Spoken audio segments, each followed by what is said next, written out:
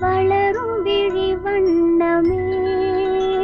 வந்து விடிந்தும் விடியாத காலை பொழுதாக விளைந்த கலை அன்னமே நதியில் விளையாடி கொடியின் தலை சீவி நடந்த இளம் தென்றலே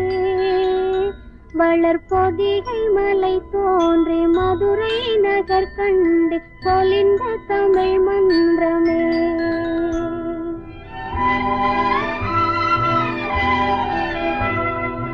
மலர்ந்து மலராத பாதி மலர் போல வளரும் விழி வண்ணமே வந்து விடிந்தும் விடியாத காலை பொழுதாக விளைந்த கலை அன்னமே நதியில்